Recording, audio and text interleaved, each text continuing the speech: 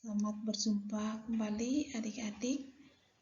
Hari ini kita kembali belajar sosiolinguistik pada topik bahasa dan kelas sosial.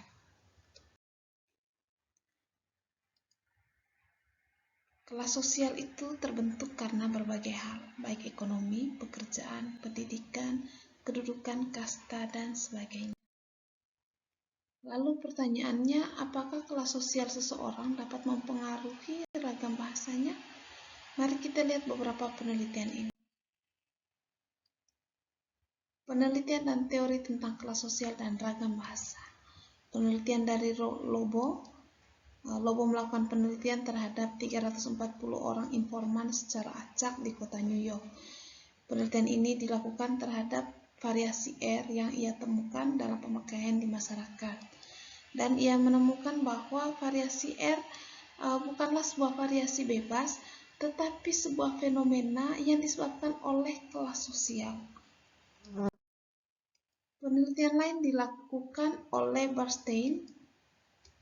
Bernstein menemukan ada dua kode di dalam masyarakat yang digunakan. Yang pertama adalah ragam terperinci. Ragam terperinci itu cirinya biasanya digunakan di dalam situasi formal atau di dalam situasi akademik, dan ciri kebahasaannya menggunakan bahasa yang baku. Yang kedua adalah ragam terbatas. Ragam terbatas ini memiliki ciri yaitu pada situasi informal dan bahasanya ragamnya tidak baku. Lalu dalam penelitian Bernstein ini ditemukan bahwa anak-anak dari golongan kelas menengah itu mampu menggunakan ragam terperinci dengan baik dan juga menggunakan ragam terbatas dengan baik pula.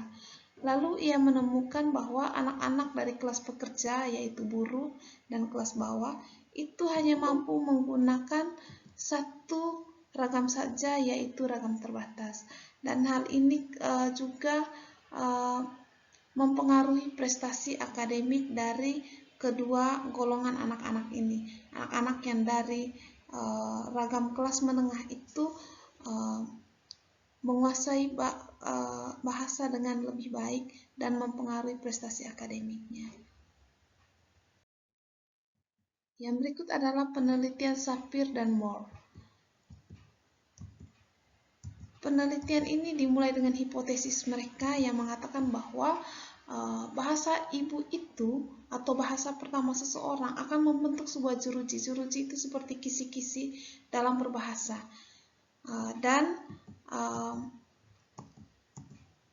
Bahasa ibu itu akan mempengaruhi cara pandang orang di dalam berbahasa.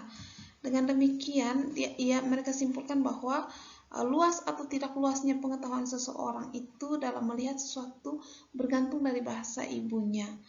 Namun, hal ini mendapatkan kritikan. Salah satu kritikan yang cukup kuat adalah bahwa pengetahuan bahasa ibu itu tidak selalu mempengaruhi luas atau tidak luasnya cara pandang seseorang, tetapi lebih kepada lingkungan. Karena lingkungan sangat mempengaruhi orang dalam berbahasa. Semisalnya, orang Indonesia akan mengetahui dengan baik tentang berbagai kebudayaan dibandingkan dengan orang yang tidak memiliki kebudayaan yang majemuk seperti Indonesia, atau orang yang hidup di padang gurun akan lebih tahu tentang unta dibandingkan orang yang hidup di daerah tropis. Sekian presentasi. Warung itu laut samudra, kan ku daki